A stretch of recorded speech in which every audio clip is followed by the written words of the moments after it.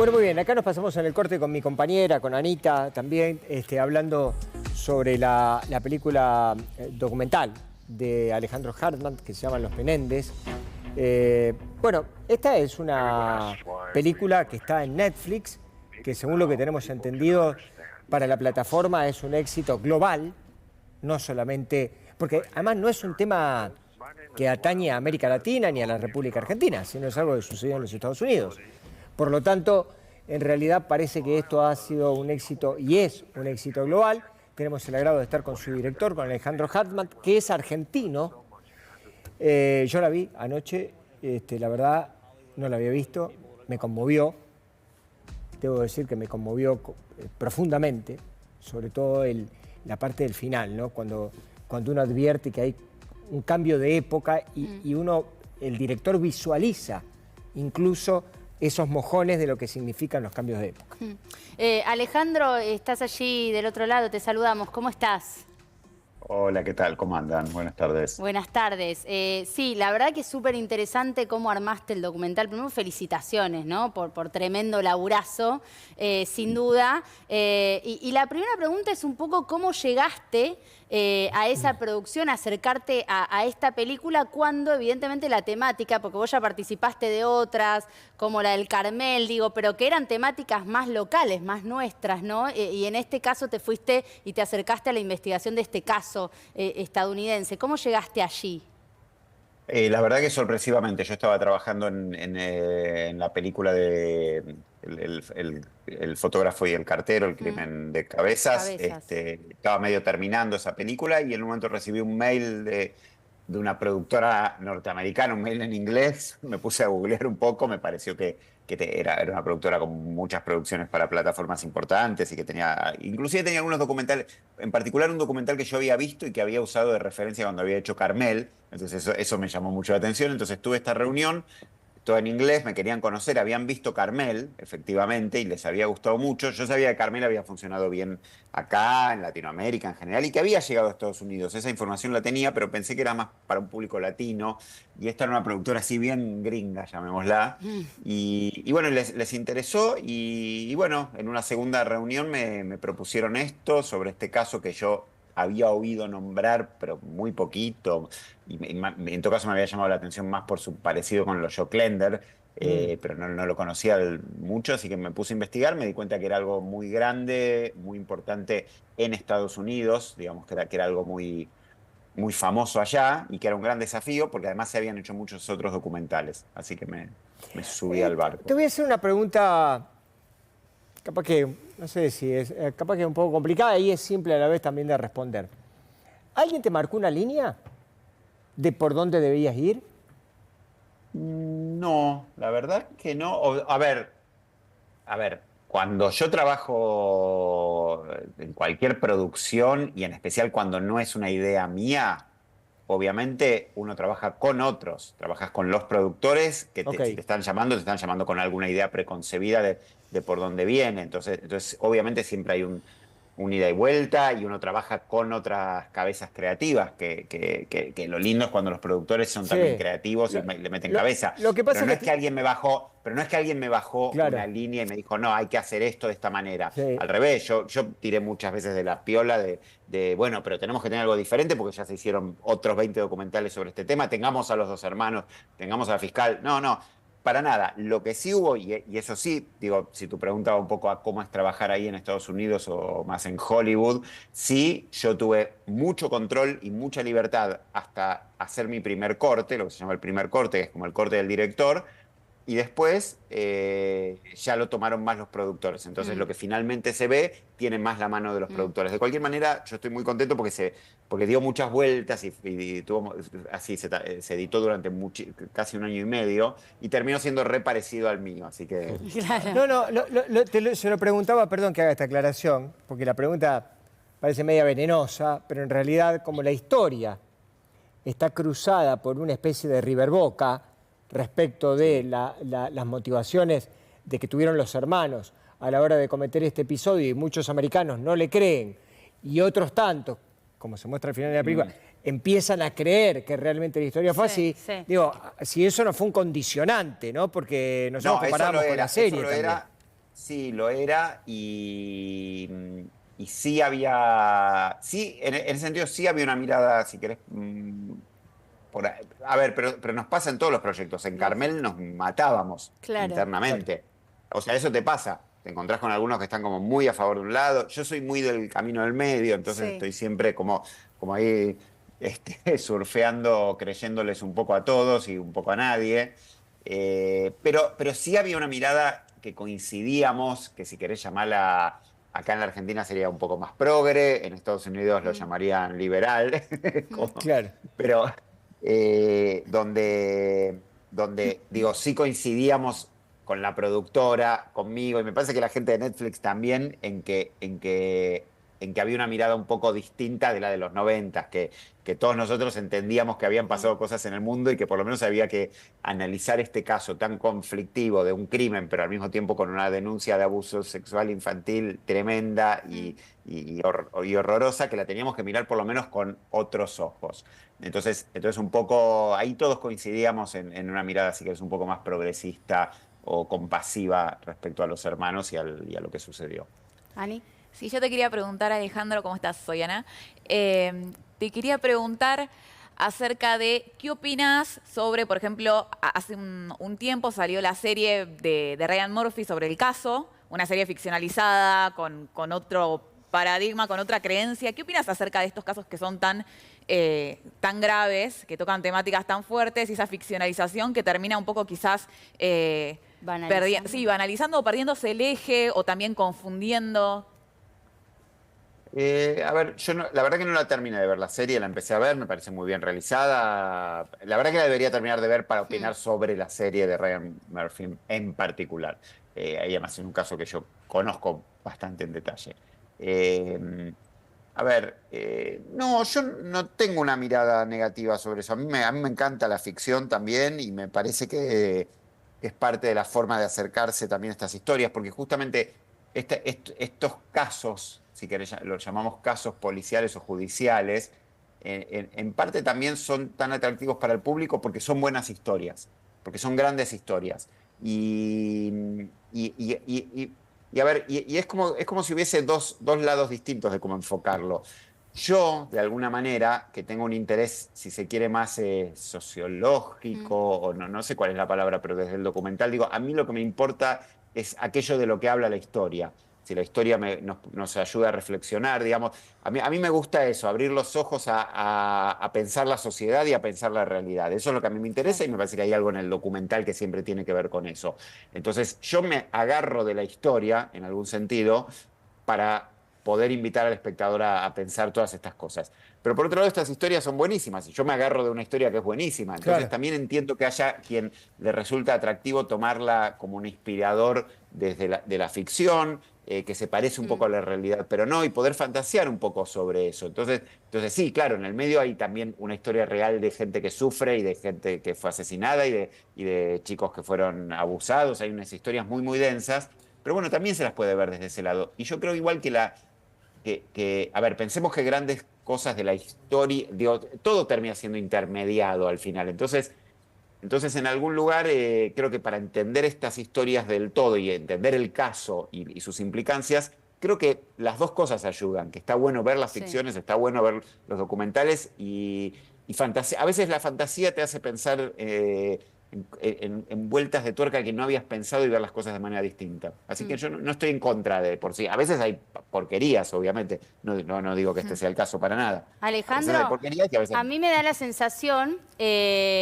Pero, perdón, una cosita más, perdón, una Sí, cosita más. termina. Pero también a veces hay documentales que son una porquería. Y a veces en los documentales, Sí. digo, y va a haber gente que en mi documental, que conozca, gente que conoce muy bien la historia, que va a ver que hay cosas que no tuvimos tiempo de contar, cosas que no Claro. pusimos y nos van a criticar también. Entonces entender la historia completa es como muy difícil. Entonces todo aporta a entender la historia completa. No, lo que iba a decir es que me da la sensación, y vos lo decías cuando empezaste a hablar de la película, del documental, que como que agregaron una reflexión, digamos, también, ¿no? Pensaron de alguna manera, y quiero que ahora vos ahondes un poco más en esto, en lo que decías vos al principio, de ese cambio de época. Y digo, la serie se queda en una descripción quizás de lo que fueron esos dos juicios que terminaron condenando a los hermanos y no te da lugar a reflexionar más allá de eso. Te quedás en las decisiones del juicio por jurado en cada una de las dos instancias y quizás te quedás con una idea, ¿no?, de la historia. Hoy, habiendo pasado tantos años, tantas cosas que pasaron, que nos pasó a nosotros como sociedad, bueno, uno reflexiona de otro modo y empezás a entender diferentes situaciones de otra manera, ¿no? Digo, eso sí en la película está reflejado y quizás no en la serie. Bueno, yo como te digo, no la terminé de ver la serie, así que no sé justamente dónde termina. Son muchísimos capítulos, entonces vi algunos y no sabía, la verdad que no sabía si llega hasta el hoy o no. No llega. Pero bueno, en mi caso, Sí. concretamente, yo empecé una relación telefónica con Laili Eric, que duró muchos meses y que fue bastante intensa en términos así emocionales, llamémosla. Y yo no me podía sustraer del hecho de que ellos me están hablando desde el hoy.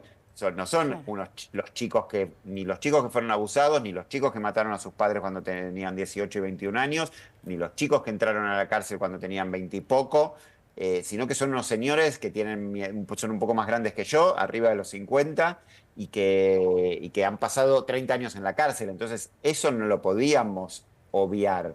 Entonces, obviamente, la serie es Laili Eric, perdón, la película, ya todo Sí, sí. la película documental, el documental es Laili y Eric Menéndez. Hoy, que nos están contando acerca de ¿Ellos ayer, ya pero habían están hablando hablado? del hoy. Eh, Ellos habían hablado, apenas fueron condenados en el 95, 96, hablaron juntos en una entrevista que aparece en el documental con una periodista muy famosa de Estados Unidos que se llama Barbara Walters. Sí. Y después no hablaron durante Claro. millones de años, hasta que Eric habló en otro documental en 2017, en una serie documental. Creo que no habla tan en profundidad, a pesar de que la serie es bastante larga. Y después no habló más. Y Lyle, por su parte, no había hablado nunca.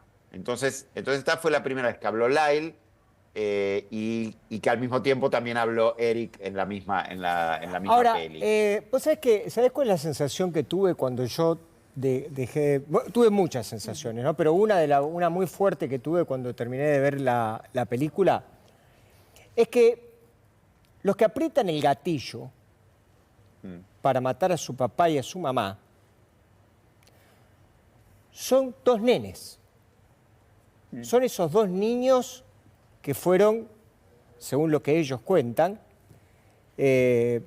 dejados, ¿no?, por su padre. Entonces la imagen que yo me hizo, o que te hace dar el documental, es la de precisamente dos personas desamparadas que son las que terminan apretando el gatillo.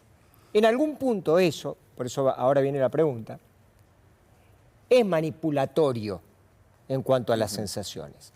Vos cuando lo viste, dijiste, ¿esto era lo que yo quería que la gente viera? ¿O en algún punto te quedó esa duda razonable respecto de, bueno, también estoy manipulando un poco con las emociones? Porque la historia es realmente muy fuerte. A ver, yo no... A ver, yo hago películas. Yo hago películas y son relatos que son historias de la realidad, protagonizadas por la propia realidad, porque no tengo actores, sino que tengo a la propia realidad, a los propios personajes, Claro. pero están intermediadas por mí, por mi mirada, por mi edición. En este caso, además, se sumó más gente, entonces siempre no hay chance nunca de que consciente o inconscientemente no manipulemos algo, entre comillas. Si hay un compromiso con dar datos fidedignos, con tener un método periodístico de acercamiento a las cosas, con ser muy serios, con darle la palabra a varios, pero siempre va a haber algún tipo de intermediación y manipulación. Digo, no es la realidad, es una mirada sobre la realidad. Ellos, ahora yendo a eso, uno podría decir, bueno, eran 12 chicos malcriados, como los describe perfectamente también la fiscal y varios de los periodistas. Sí. Eran 2 chicos malcriados, llenos de plata, que hacían esto y lo otro, pero la realidad es que en un punto sí eran 2 chicos desamparados, y con el cerebro totalmente lavado. Yo eso sí lo creo. Yo también. Por supuesto que, Sí, sí. por supuesto que no eran dos niños. Sí, y quizás esta mezcla de imágenes de la infancia con imágenes de la adolescencia puede llegar a generar eso, no lo sé. Pero yo creo que sí, que justamente de alguna manera esos dos chicos, porque al final eran dos chicos, esos dos muchachos, llamémoslo para ser más precisos, que apretaron el gatillo, estaban signados por esos dos niños Sí. que fueron abusados. Digo, y Eric fue violado sistemáticamente por su padre, según él dice, ¿no? Pero yo lo creo. La realidad es que, Claro. digo, Sí.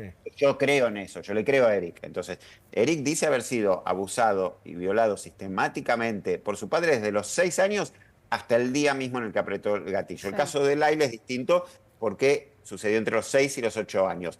Pero aún así, aunque dejó de ser violado, sí fue abusado psicológicamente durante toda su vida con un padre que tenía una ideología muy particular Sí. y que le llenó la cabeza de cosas muy, muy, muy complicadas. Entonces, en algún lugar, ese desamparo, yo creo que lo llevaron ese día de agosto de 1989 cuando apretaron el gatillo y lo siguen llevando hoy. Cuando uno habla con ellos, y yo hablé extensamente con ellos son dos tipos en algún lugar rotos, quebrados por la vida. Y bueno, ya está en cada uno, pero ¿cuánto tiene uno de ese niño que era hace muchos años? Bueno, cada uno lo sabe. Yo creo que llevamos bastante de ese niño y de todo eso que nos Alejandro, pasó. ¿vos por qué crees, habiendo hecho todo este trabajo, ¿no?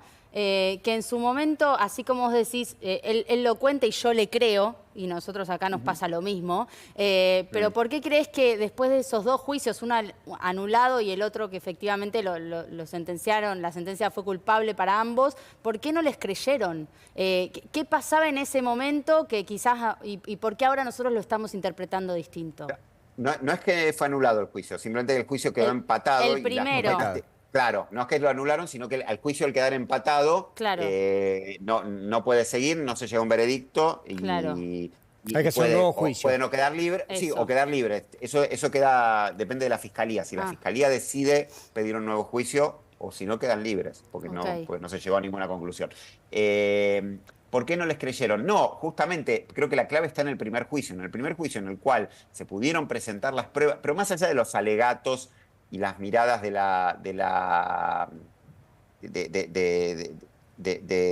perdón, más allá de los alegatos y todo lo que se dijo, el juicio quedó empatado entre gente que les creía y gente que no les creía. Digo, eso pasó y no es casual, pienso yo, que las mujeres les creían y los hombres no. Y eso tiene que ver con algo muy de la época. En el segundo juicio no se pudieron presentar esas pruebas de abuso, o se presentaron muy someramente. Entonces fueron dos juicios muy distintos por sus reglas. Lo que hicieron fue cambiarles las reglas. Pero la creencia hacia ellos que se les creyera ya existía. Había una parte de la sociedad que les creía. Pero definitivamente, había algo en relación a los hombres, a los varones, a la aceptación de que los varones podemos ser abusados también y podemos sufrir ese tipo de cosas y que los niños varones también. Eso en esa época, evidentemente, no es que la gente no lo creyera o no lo supiera, sino que generaba un nivel de vergüenza y de dificultad de aceptación que era muy complicado, digo, y en el docu se muestra como en un momento, ya entrados los 2000, hay un programa en la tele norteamericana donde 200 hombres van y cuentan y muestran la foto de niños y cuentan que ellos fueron abusados sexualmente. Es algo que en los 90 era impensable. Entonces, eso es lo que cambió. Y obviamente después del Me Too y acá el Ni Una Menos y montones de cosas que han pasado a nivel social, creo que la mirada ha cambiado. ¿Vos tenías algo, Anita? Porque ya estamos redondeando. Sí, pero dale. Bueno, dale. yo la última pregunta, por mi parte, yo soy estudiante de la Universidad de Buenos Aires y me encantó ver el otro día que el día de la sesión en el Congreso por el veto a la Ley de Financiamiento Universitario, vos, que ya sos una figura internacional con tanto reconocimiento, te animaste y dijiste, yo defiendo la educación pública porque estudié ahí, porque me formé ahí y miren hasta dónde llegué. Así que quería agradecerte y preguntarte por qué, digamos. Hay mucha gente que no se posiciona y vos decidiste hacerlo. A ver, no soy, justamente porque no soy una figura internacional, soy un director de acá, que me crié acá, que trabajo acá, que tengo a mis hijos acá, que fui a la escuela pública, que fui después a un secundario de la UBA, que estudié un poco en la UBA y después estudié en la ENERC.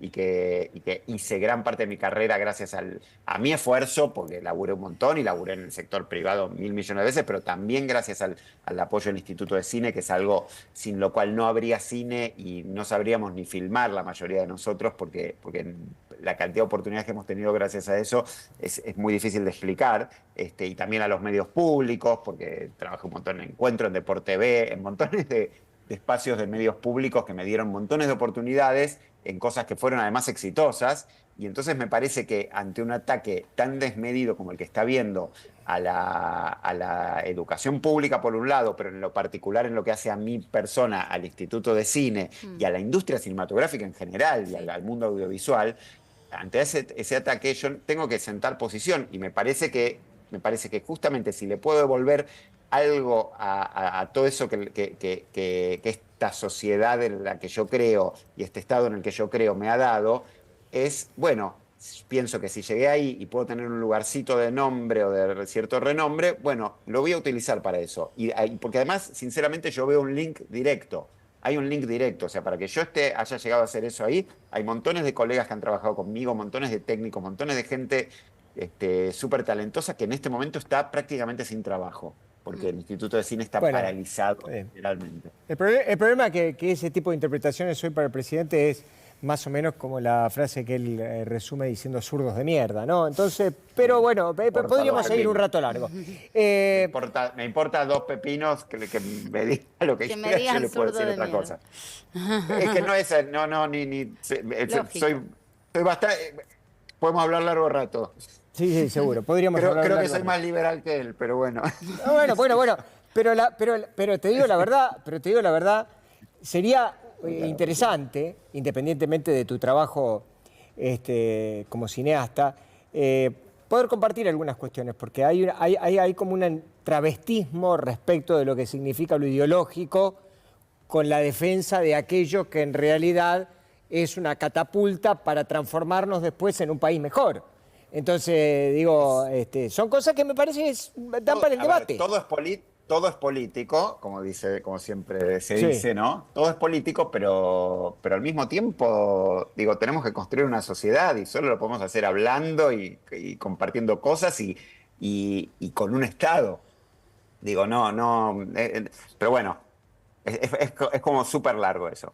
para otra discusión. Es súper largo y yo la verdad que me quedé con las ganas de seguir hablando de este tipo de cosas, porque cuando vos, en realidad, y perdón, porque me quedé medio manija con esto, digo, cuando vos en realidad planteás que estuviste trabajando en lo público, que estudiaste en lo público, que sos hijo de lo público, y después te posicionás haciendo un documental que ni siquiera... A ver, cuando vos ves el documental que vos hiciste en Netflix, la verdad es un éxito global, no es solamente de la República Argentina. Y por lo tanto, en realidad ni siquiera en sueños algunas de las personas que son funcionarios en este país, incluido el presidente, se podrían imaginar hacer una cosa como la que terminaste haciendo vos. Y bueno, yo seguro que nunca lo soñé. Bueno. Bien. Alejandro, muchísimas gracias y felicitaciones por el Gracias trabajo, a ustedes. Muchas gracias. Muchas gracias. Un abrazo grande. Chao, hasta luego.